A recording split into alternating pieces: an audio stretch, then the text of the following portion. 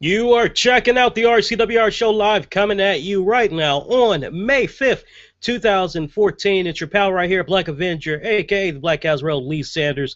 Thank you guys so much for staying up late with us for this special live edition as we're talking fallout from tonight's WWE Raw. Hey, for those of you that might be looking for actual footage of tonight's episode of Raw, you might want to head on over to WWE Fan Nation right here on YouTube, as they post little great highlights of what all you have missed. So check them out there, and if you still can't find what you're looking for, maybe you might be able to find it at WWE.com. Photos, videos, the works. Of course, if you have the WWE Network, you can always catch up on Raw Backstage Pass. Don't worry, those episodes are usually available in the archive section. So in the meantime, just kick on back, relax, and interact. Let me know how you had thought of tonight's episode of Raw, if you liked or disliked. Post those comments down below. You can also be part of this episode by hitting me up on Twitter at the RCWR Show. I am paying attention to the Twitter timeline right now, or Facebook at Infinity One Productions. And this episode is being sponsored in part by our good friends over at Big Sky Wrestling, where the sky is the limit, whether it comes to wrestling, comedy, great music, just all things entertainment-wise. Big Sky Wrestling has it covered. So give them a follow. Twitter, Facebook, Big Sky Wrestling. Check out their website at Big Sky Wrestling. We definitely want to give a nod to them for supporting us and continuing to support us, rather. And speaking of support, we have some major news that's going to be coming up that's going to change the RCWR show for episodes to come. I just want to give you guys a little bit of a teaser with that. I'll follow up on it towards the end of this episode. I am feeling a little bit better. I know we had Kane on Sunday night and we were talking about Extreme Rules. I told you guys I was battling a head, chest cold, somewhat of a flu. I'm feeling a little bit better. I don't know if you can kind of hear it in my voice. I'm not going to say we're going to make this be a very short episode, but we'll just go with the flow. We'll see how much we're able to talk about during the course of this episode. If we end extremely early, that's good. If not, hey, we'll just see what happens, all right? But I am out of the woods for the most part. All right, so tonight's episode of Raw, it really had kicked off to a very good, strong start. Of course, if you were paying attention to your Twitter timeline earlier today, you would have saw a tweet by one Triple H, and I don't know how you guys have your phone set up, but I have the Samsung Galaxy S4, and since I'm following WWE via Twitter and I got the whole app thing going on, I usually get alerts on my phone, and usually whenever WWE puts out a tweet, and in this case I am following WWE, anybody linked to WWE, I can usually see what they're talking about. So in this case, I saw a tweet from Triple H earlier in the afternoon saying that for tonight's episode of Raw, the way it was going to kick off, it was going to be a 20-man battle royal for Dean Ambrose United States Championship. I couldn't help but kind of look at that and think about what some of you all were saying last night, which was, hey, Lee, what's going on with Dean Ambrose? He really doesn't defend the United States Championship. Meanwhile, Big E, he's been doing a little bit more. What's up with that? Because some of you were a little bit upset at the fact that Dean Ambrose lost his strap, and, or correction, Big E Langston had lost his strap, and meanwhile, nothing was going on with Dean Ambrose. So I thought it was kind of funny how the past couple of weeks now kind of seems like Triple H has been homing in on Dean Ambrose as the United States Champion. He did have a title defense on last week's SmackDown, and here he was tonight to kick off Raw, defending his title in a 20-man Battle Royal match. Do we really need to go over the names of who all was in there? Because, honestly, I was distracted by that. Between trying to watch 24 and the Wizards playing, a lot of multitasking I was doing at my end. 20-man battle royal, pretty much any name you can think of. Yes, even Dolph Ziggler, Damian Sandow, Sheamus, the same three guys that we were talking about on Sunday night, how they weren't at the Extreme Rules pay-per-view, and that kind of sucked that they didn't have a match. They were involved in this 20-man battle royal match. I thought it was so crappy to see Dolph Ziggler get taken out so early, and of all people, we see him get taken out by Santino. And not only was he taken out by Santino, but he was taken out by a silly-ass Cobra Strike. The fans that were there, I believe Raw was in New Jersey tonight, Albany, or maybe it was Albany, New York. Now that I'm thinking about it, I got my geography a little bit wrong tonight. If I'm not mistaken, they were in Albany tonight. But yeah, to see Santino take out Dolph Ziggler with that silly ass Cobra Strike, I was just kind of like, I just couldn't believe it. Let's fast forward a little bit. It pretty much had came down to Dean Ambrose and Sheamus. And we had just saw Dean Ambrose eliminate somebody out of the ring. Once again, multitasking, so forgive me if I don't know who Dean Ambrose eliminated. But we had saw Sheamus come in with the bro kick, and he basically followed it up by eliminating Ambrose to become, for the second time in his WWE career, the new United States champion. That's right, Sheamus is your United States Championship. And I am aware of a running gag that's going on right now. I actually did not find out about this until like this morning. But apparently Sheamus, who was part of the Extreme Rules pre-show and post-show, he actually had fell asleep during, I believe it was the match between Alexander Rusev taking on R-Truth and Xavier Woods. And you had the fans just chanting, "Wake up, Sheamus," and all that. I think it's kind of funny that less than 24 hours later, Sheamus becomes the U.S. champion. But you know what? In all seriousness, I don't have a problem with Sheamus being the new United States champion. And I'm going to tell you the reason why is because think about how things were kind of looking right before Sheamus had went out on his injury and everything.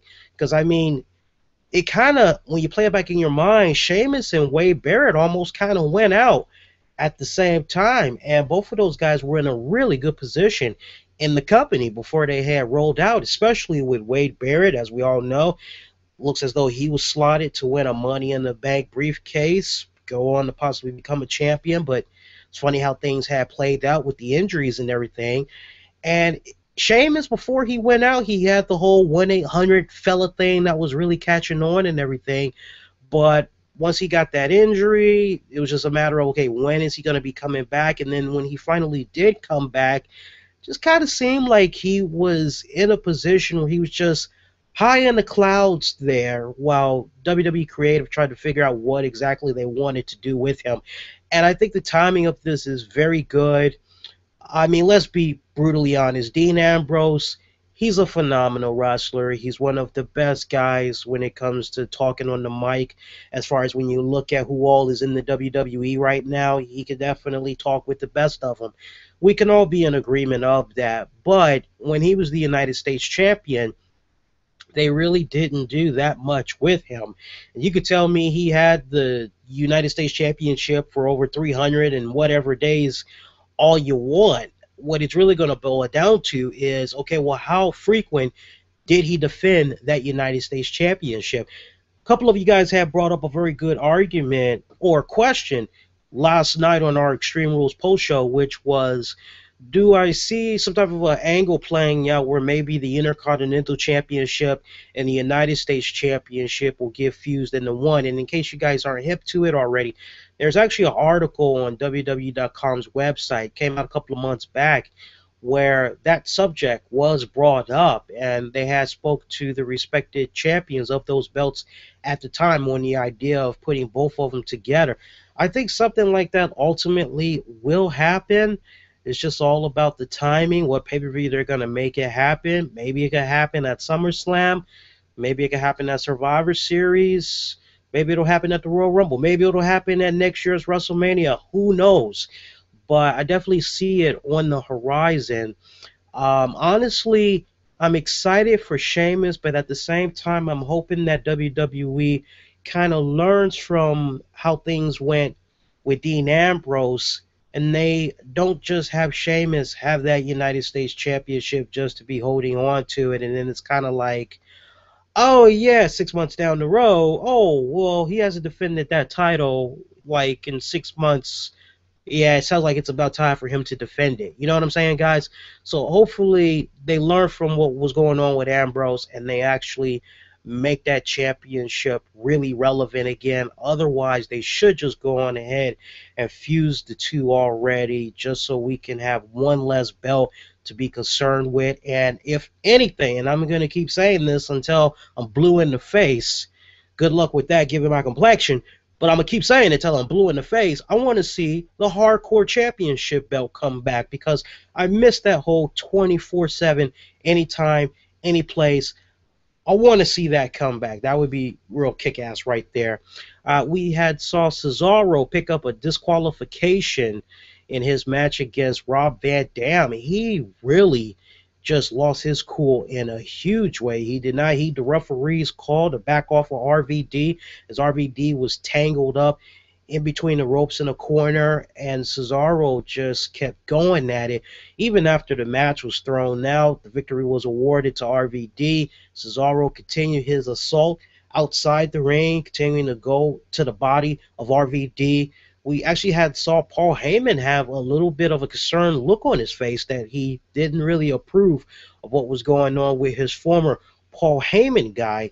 Looks as though the way things are looking here, we're definitely going to be seeing some type of a rivalry go on between RVD and Cesaro. And I think it's just kind of interesting when you really just home in on Cesaro and Paul Heyman. I want to put this question out there to you guys.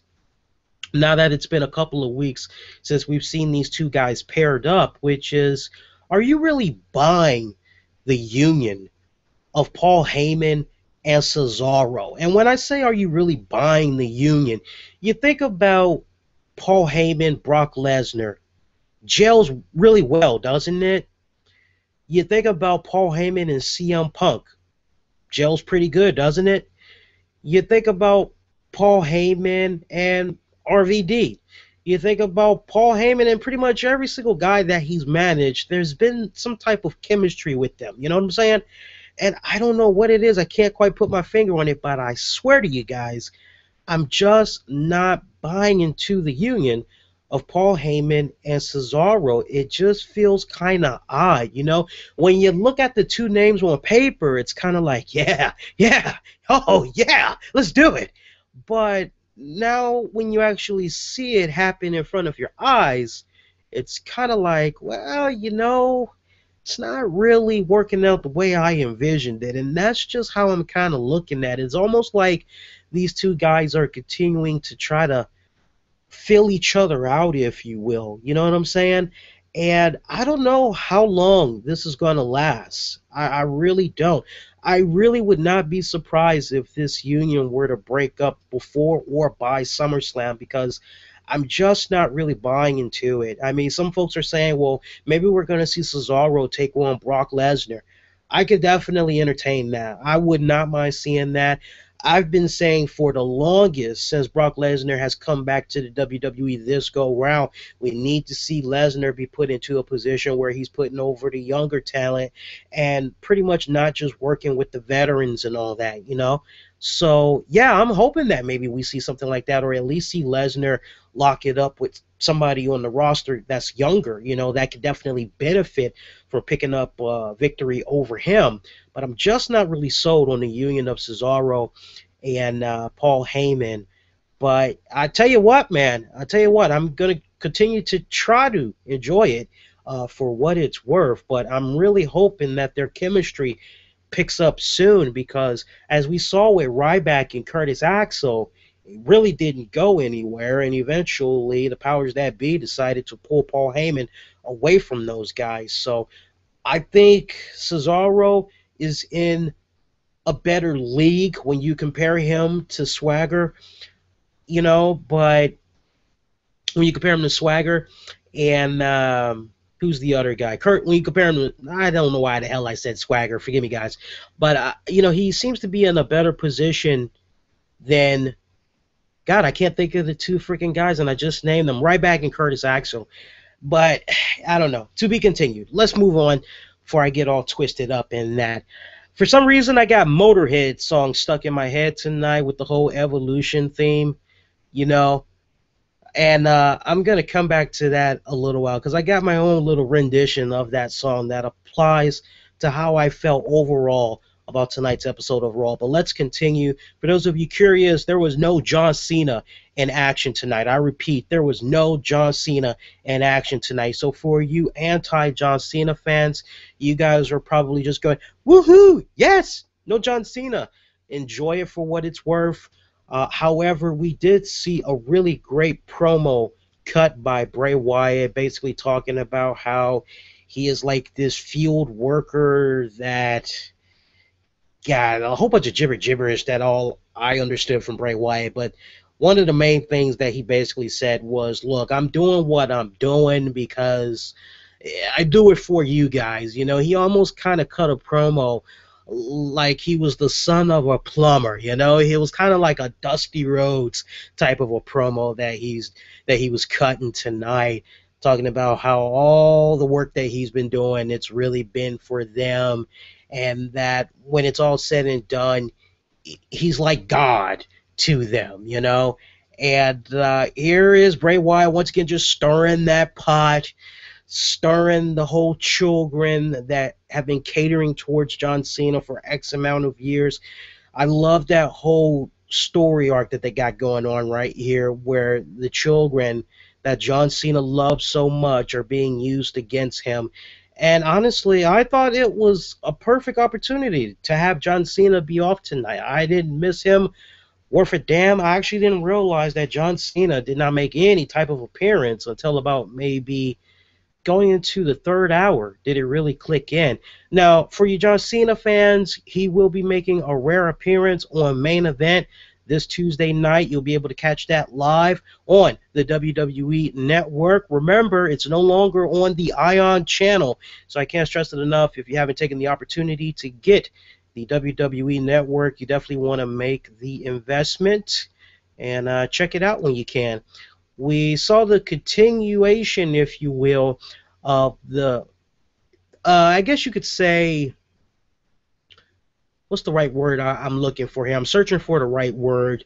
The uneventful, I guess you could say, or the, I don't know. I'll let you guys call it for what it's worth. But we basically saw the continuation of Cody Rhodes, Goldust, having their whole miscommunication, as it's looking as though these two guys are going to be breaking up at some point, as we had saw Cody Rhodes lose to Ryback.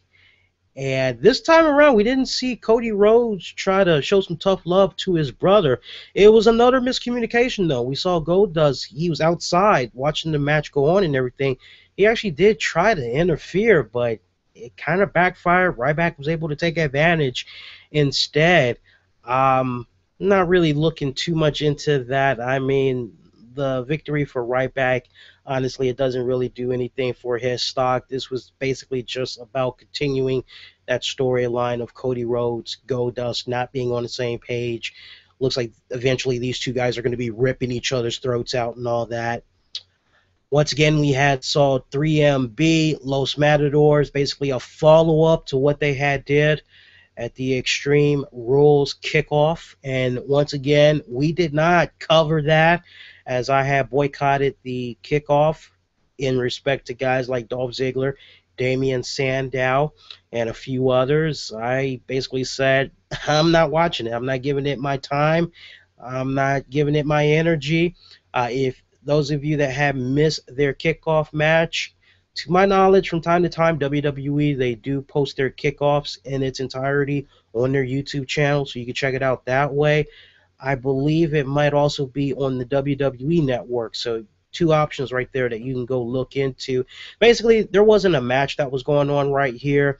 3MB, they basically came out and say, hey, look, Los Matadors, we want to form a truce with you guys. If you don't form this truce, bad things are going to happen.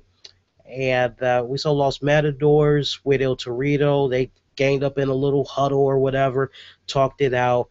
I saw El Torito try to offer candy to Hornswoggle. Hornswoggle took a lollipop or whatever, a piece of gum, spit it in El Torito's face, and pretty much 3MB, Los Matadors, everybody was just going into a free-for-all brawl or whatever, yada, yada, whatever. Could care less about that.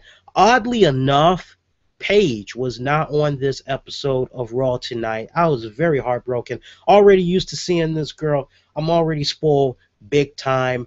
Hopefully we see her next week. Fingers crossed, but I would have settled for her maybe cutting some type of a promo or having a match instead of seeing this little silly segment. Daniel Bryan, he was in the house tonight with his beautiful wife Brie. Stephanie McMahon had gave them a heads up that Kane is somewhere running around in the arena and that it really wasn't safe for them, and that if they could hang tight, she would work on helping them out as far as exiting the arena safely. Now, eventually, we saw Stephanie McMahon hook them up with a rental car. They tried to get into it, but Stephanie had informed Daniel Bryan that he actually had a match right there next against Alberto Del Rio, and that if he did not do the match, Stephanie would have no choice but to look at that as a breach of contract. So basically, Daniel Bryan would possibly lose his WWE World Heavyweight Championship. So Daniel Bryan did go on with his match against Alberto Del Rio while Brie was at ringside. Good technical match, too. I must admit, it was surprisingly a decent match, I must say. We saw Daniel Bryan pick up the victory over Alberto Del Rio. We heard Kane's music, at which Daniel Bryan grabbed Brie, and they just tried to haul ass. They tried to go back to that rental car. Daniel Bryan could not get that car starting up. So what is a WWE World Heavyweight Champion to do? Well, you could do two things. You could either maybe see what's going on with the car, pop up the hood and see what's up, or given the fact that you pretty much had the gate open exiting the arena, you could have just hauled ass that way and maybe catch a cab or maybe catch a fan that's driving and maybe hitch a ride with them. Well, Daniel Bryan decides he was going to pop the hood open, see what was going on. He managed to fix the car. Kane was in the back seat and he was trying to grab on the Brie. We saw Daniel Bryan get back in there. He was fighting off the big red monster. These two guys, the fight, it somehow manages to go outside of the car where Daniel Bryan gets the advantage. Daniel Bryan races back into the car, tries to start that bad boy up as Kane jumps on top of the roof of the car. Meanwhile, you have Brie Bella just screaming her little butt off. And I couldn't help but actually look at that part and say to myself, okay, you know what? Typically in the real world, if this were to really happen, I mean, guys, let's be for real. Our girls, they will help us fight the good fight. You know what I'm saying? They wouldn't just be screaming there the whole goddamn time, you know. I don't know how you guys would probably operate, but I'd be saying to my girl, baby, go grab that fucking cigarette lighter, burn this guy's hand. We gotta get him off the roof of this car, you know what I'm saying? Instead of just having the girl just scream there. I mean, do something. Burn his hand, bite his hand, scratch it, do something, you know, instead of screaming, you know.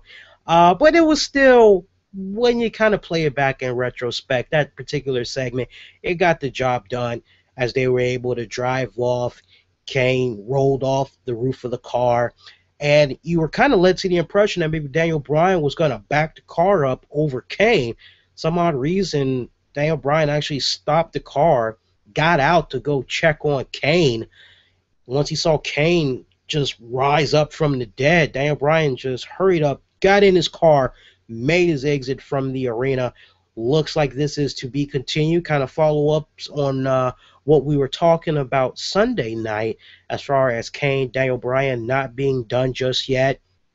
We are now learning that it looks as though Big Dave Batista is being a little bit of a crybaby, if you will, because Creative is trying to set up a match for the next pay-per-view, which I believe is going to be Payback, as they want to have Daniel Bryan take on Batista for the World Heavyweight Championship. But seeing as how Batista is going to be making his exit soon, to plug the boring movie Guardians of the Galaxy, I keep seeing the trailers. I'm just not sold on it. I have to give an early prediction for you moviegoers, comic book buffs. I think that's probably going to be the lowest grossing movie from Marvel, like just this year period, okay? It'll do good. It'll do better than Daredevil, Ang Lee's Hulk, It'll probably do a little bit better than Edward Norton's Incredible Hulk, but I don't think it's going to be pulling in big numbers like that. I think it's not going to do that good in the box office. But yeah, it looks like Big Dave is throwing a little bit of a fit right now. He doesn't want to do this match, seeing as how he was the one that had got pinned by Daniel Bryan at WrestleMania. He's not interested in going in and doing the deed to Daniel Bryan at the Payback pay-per-view because, in retrospect, when you think about it, it would kind of hurt his stock going into promoting those movies. So that's why when you really think about how things ended with Extreme Rules for Daniel Bryan and Kane, just in case you guys have missed connecting the dots right there, that's why you saw the ending that you did, because it was kind of like basically saying, wait a minute, these guys, they may be just getting started right here. And the way things are looking right now, word is we could be seeing Kane and Daniel Bryan lock it up in a buried alive match at Payback. I don't know about you, but I'm definitely sold for that. And quite honestly, I said it Sunday night, I'll say it again. I don't know what it is about Kane and Extreme Rules, but if you're keeping track at home, he's been having some really good performances at that pay-per-view. So I think when Kane is just at his best, and he's definitely kind of white hot right now, you got to run with that. So hopefully WWE will do the right thing, and they won't be so pressed to try to go after Daniel Bryan, Dave Bautista match, and instead they'll go with the Daniel Bryan and Kane. I actually want to go a little bit more in depth about that on our Tuesday night show, but I just want to tease you guys with that for now, because I have some very interesting ideas on how they can kind of spice this up and really make it even more interesting in setting up their match at Payback. Let's continue on, though. We saw Big E Langston have his match against Bad News Barrett for the Intercontinental Championship. I told you guys, I prepared you all Sunday night that we could be seeing this rematch happen as early as tonight, and we did see it. Once again, Bad News Barrett getting the job done with that bullhammer to retain his Intercontinental Championship. One thing I want to point out, though, how about the promo that Big E had cut during, what was it, the Elimination Chamber post-show, and he was talking to whoever it was that he was talking to, news reporters or whatever? That had to have been like the best solid freaking promo that Big E Langston has cut, like the entire time that he's been in WWE. And I'm not jumping out there like that. I'm not exaggerating. If you didn't see it, my God, good luck to seeing if maybe you can see it on the WWE network or maybe somebody's uploaded it to YouTube. You'll see what I'm talking about. It was a really damn good promo to the point that it was like, my God, why didn't WWE Creative work on having this type of a personality shine out of Big E Langston? Because, man, maybe he would still be the Intercontinental Champion at least for a little while longer. That's just how damn good the promo was that he had cut when he was talking to the promoters. Check it out when you get done with this. What else can we talk about? Adam Rose, he finally had made his debut.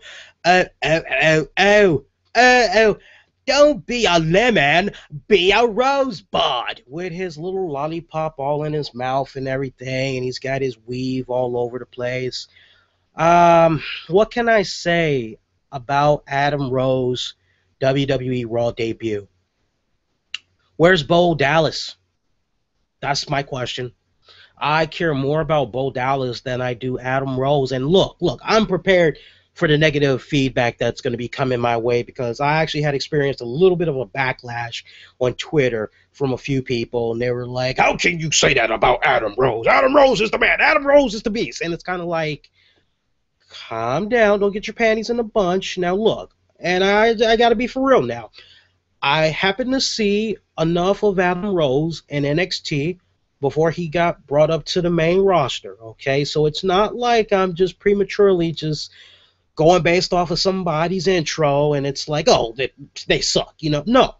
I was fortunate enough to see him in NXT, and I really wasn't that particularly fond of him. I mean, I thought the intro was cute, and I'm saying cute mildly, but when it came time for him to get in the ring and, okay, show me what you're working with, I really wasn't that impressed. And to have all these weeks of this build-up and vignettes and the little irritating song, which a lot of you guys like and everything. That's good.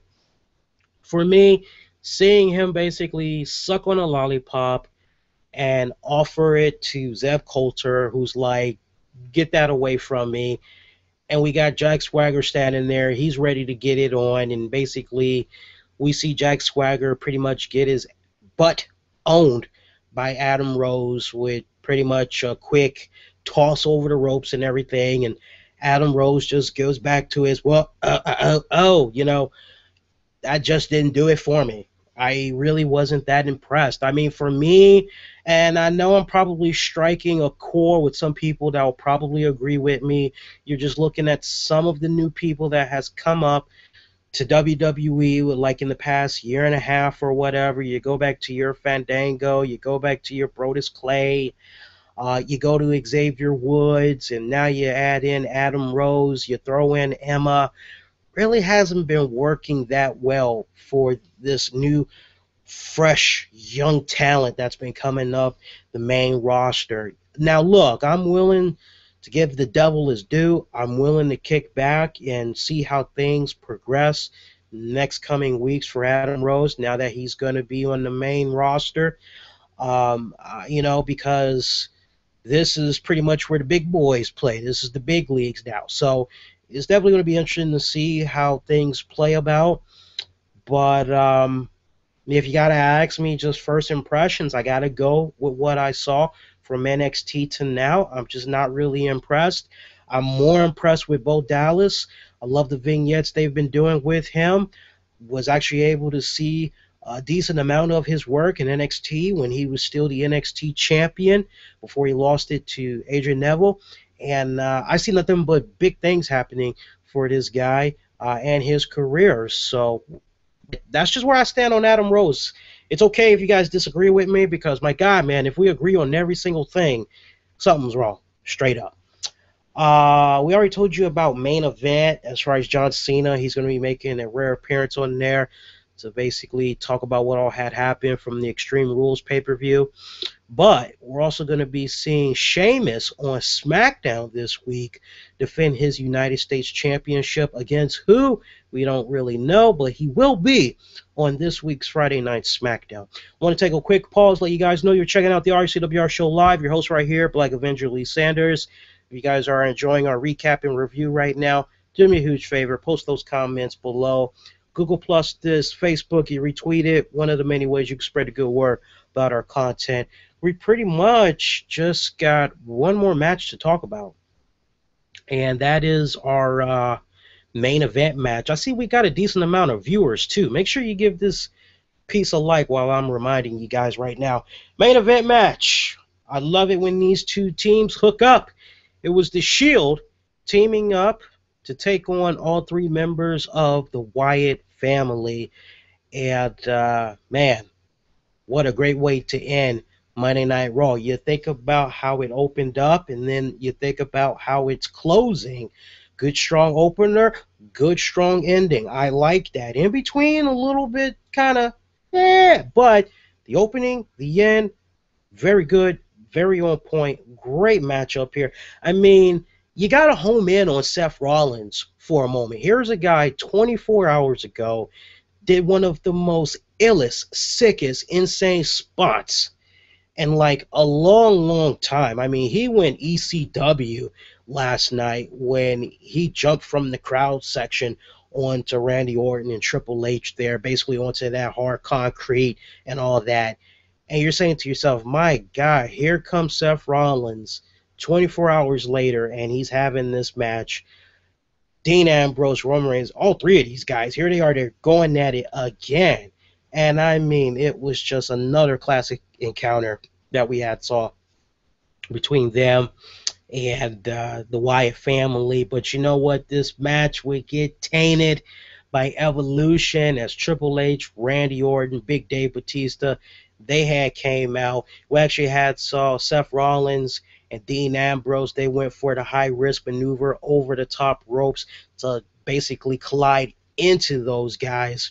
Meanwhile, we had saw Roman Reigns. He was trying to fight the good fight with Bray Wyatt, but Bray Wyatt Sister Abigail, no match.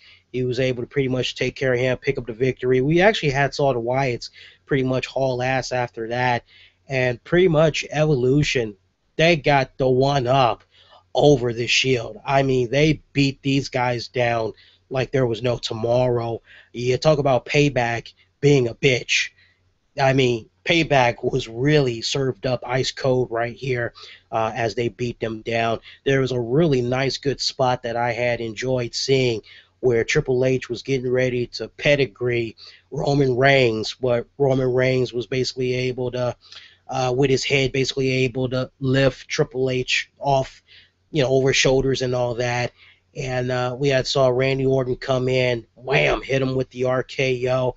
And apparently, I don't know what went down. I guess Roman Reigns didn't really tuck his head in properly or whatever, because next thing you know, instantly we saw blood coming from out of his mouth. It was a nice little sight that we had saw right there. It's always good when we see blood pop up from time to time in the WWE. It doesn't happen like it used to. Always appreciate it when we do get it. Remember how when some of the wrestlers used to bleed, the referees or whatever, they actually used to come in with a towel and try to cover it up and everything because they didn't want it to be shown on the cameras and all that. I'm glad they say, you know what, bump it, just let it go. Glad that they let it go right there with Roman Reigns having a bloody mouth. We saw Triple H connect with a pedigree on Roman Reigns. That second time is always a charm. And pretty much that was it. It does not look like the Shield and Evolution are done by a long shot, folks.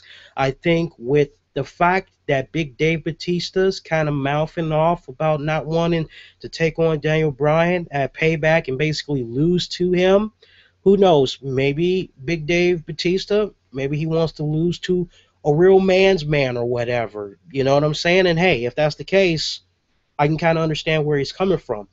But I will say this, the odds of an Evolution versus Shield match at Payback, I don't know about you guys, but that sounds like money. I mean, they hit money at Extreme Rules. Why not do it again? Quite honestly, I think they should do it again. What do you guys think? Post your comments down below.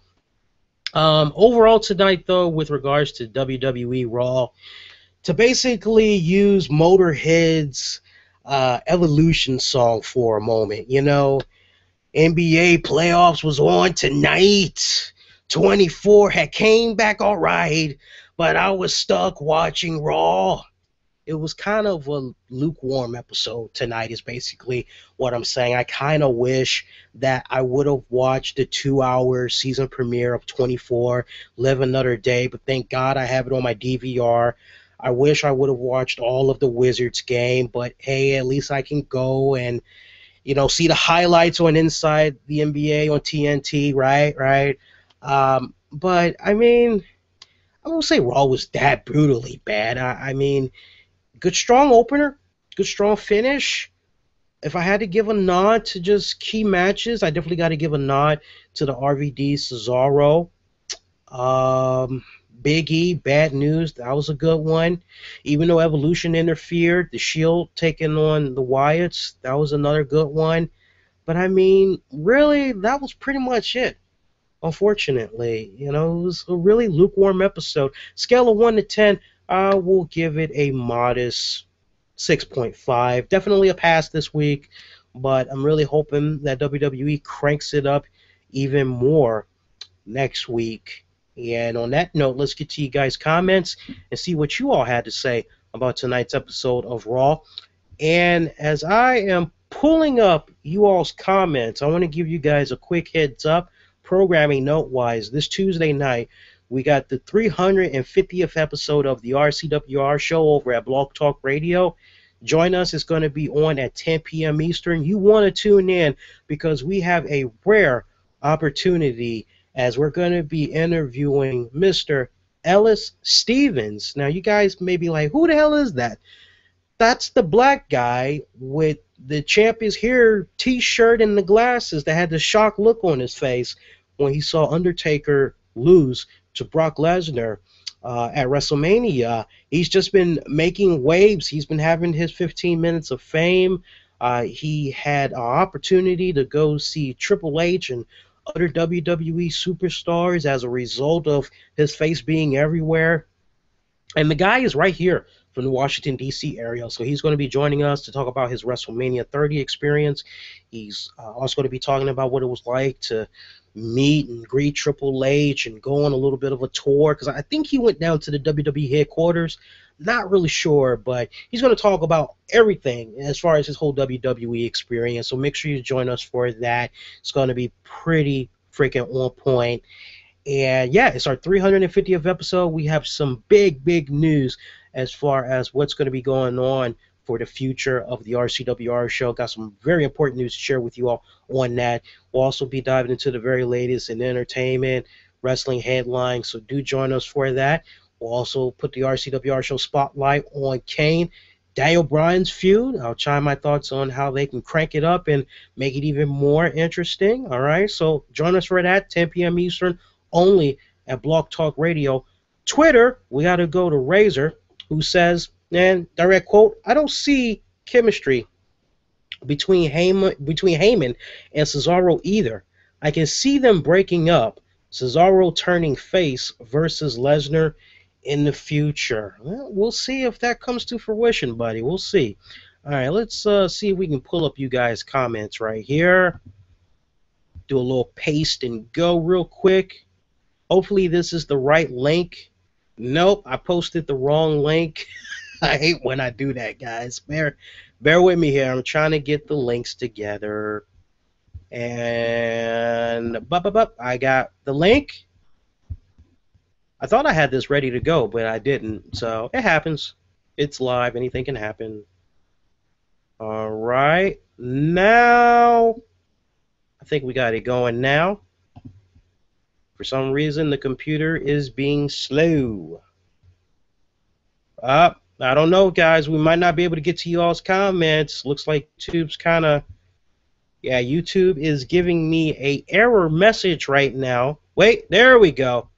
There we go. We got you all now. All right. Let's see what's going on here. Yeah, because Hangout earlier, it was really weird because as I was trying to set the show up for you guys, it kept telling me error. I thought I was like the only one that was having this problem, but it turns out there was like a few others, several others that were having the same problem on social media. But yeah, it looks like we got your comments down. All right. Take it from the top. We'll work our way down to the bottom. War Gamer, I hope they just do away with the U.S. title, but if they do the same thing they did with the WWE title and heavyweight title, I hope they don't have him walking around with both belts. It's time to do away with both the old WCW title belts. Reggie, don't mess with Evolution. Great to see Evolution dominate. Roman Reigns with the bloodied up face. Yikes. Solid match with Daniel Bryan and Del Rio.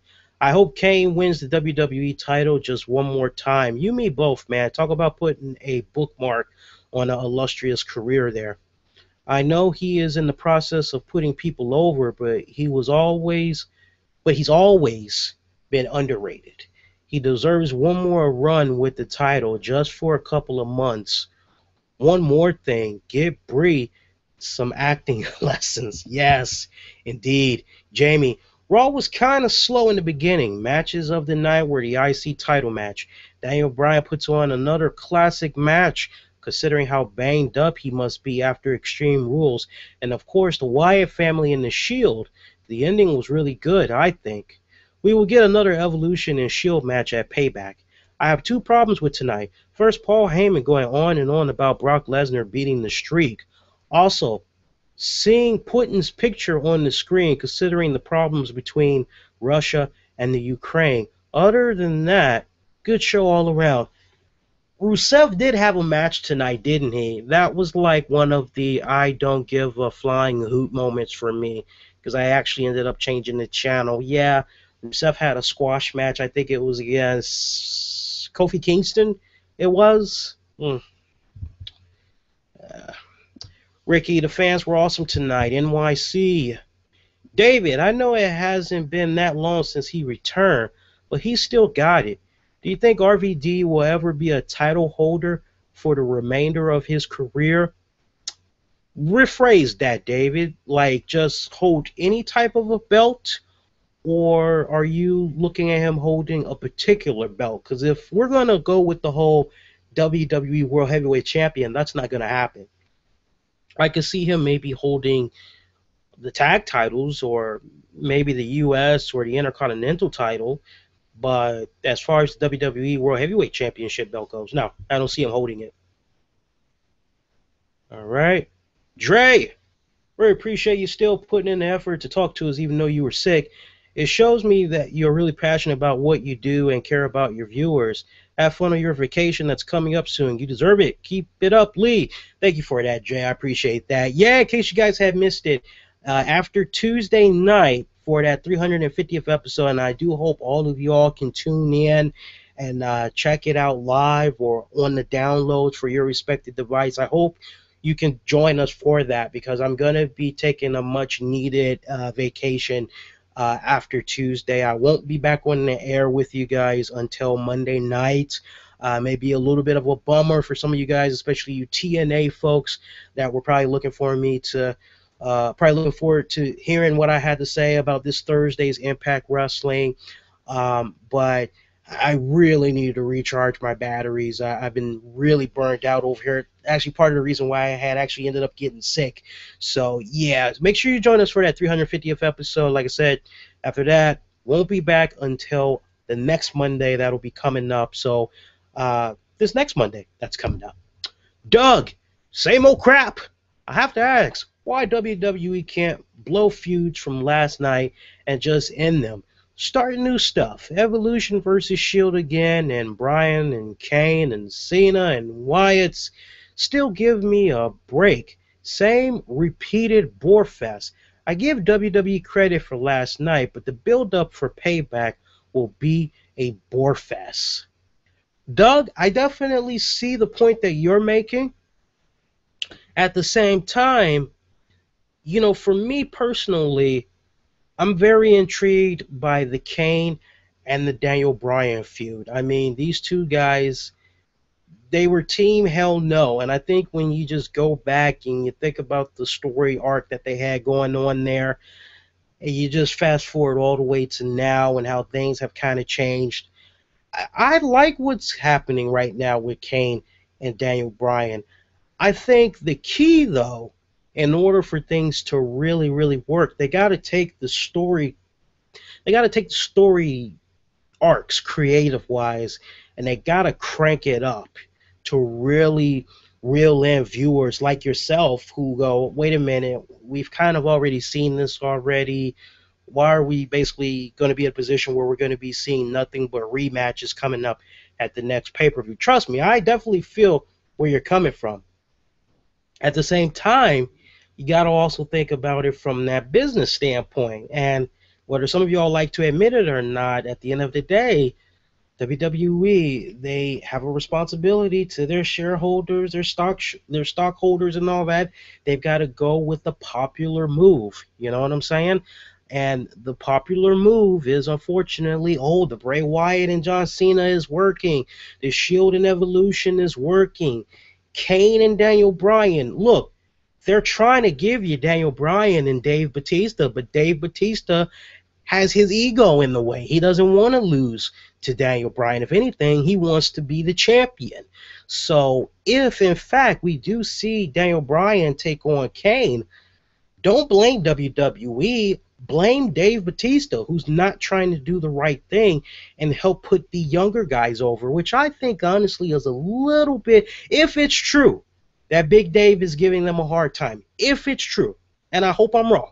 I hope all of us are wrong that's hearing this. But if it's true, then I don't think WWE needs to be giving him any more precious spots. That instead needs to go to somebody that's definitely noteworthy. And I think we all can be in agreement. Brock Lesnar, Undertaker, hell, even Triple H, Chris Jericho. I mean, we can go on and on. Dwayne "The Rock" Johnson. All these guys, at some point or another, they gave back to the business in whatever way that they could, especially in trying to help put younger talents over. So if it's true that Big Dave is giving them a hard time, y'all want to have the pitchforks going at him and not at WWE Creator for going with another Daniel Bryan Kane matchup. Just a couple of more comments I want to read from you guys right here. Star-Lord, will someone please just say it? Adam Rose is a guy doing a Russell Brand impersonation, and El Torritos and Hornswoggle's career moment still deserves to be more of a pre-show more than Ziggler and Sandow jobbing. I feel you on the Heyman Cesaro. Cesaro and Zeb had so much chemistry compared to the internet's power couple we have now. Is that all you had to say? I thought it looked like it was cutting you off there, Star-Lord. That's all good. Tim, good day, Lee. There is 3 main programs, and I feel like WWE is doing things right. Daniel Bryan versus Kane is starting to feel like Attitude Era almost, with all the story they're putting in. I give this Raw a 7 out of 10. Latino Heat gives Raw an 8 out of 10. Felt it was a decent show. We got a new commenter. I cannot pronounce that name for anything. Spicoli. This show was super boring. That segment with 3MB and Matadors was not funny at all. Oh, I love you guys' comments. As you can hear, my voice is starting to go out. So we're going to go on ahead and end the show on this note so I can rest up for you guys for that 350th episode. One more time, join us for that 10 p.m. Eastern. It's going to be our last show until next Monday, where we come back here live to cover Fallout for WWE Raw for you guys. 10 p.m. Eastern, Blog Talk Radio. This Tuesday night, join us. We're going to have Ellis Stevens, who's going to be sharing his WWE WrestleMania, just overall WWE experience. You want to make sure you check it out. I'm definitely going to be picking his brain, finding out how he's been enjoying the product the past several weeks since WrestleMania. And once again, we'll cook you guys up with the very latest in wrestling, entertainment, and beyond. Speaking of which, for all the very latest in wrestling and entertainment news and beyond, be kind, rewind. We got episodes available for you all on Stitcher, iTunes, Spreaker, TuneIn Radio, SoundCloud. My God, man, we're like everywhere. Use the keywords, the RCWR Show, in a Bing or Google search. Follow us on Twitter at the RCWR Show, Facebook, and Infinity One Productions. Make sure you give this episode, if you enjoyed it, a thumbs up. If you disliked it, go that extra mile. Leave me a comment. Let me know what maybe we can work on. We only know what we need to work on by getting great feedback from viewers such as you. And if that seemed like a cheap PBS thing, yeah, I'm guilty of that.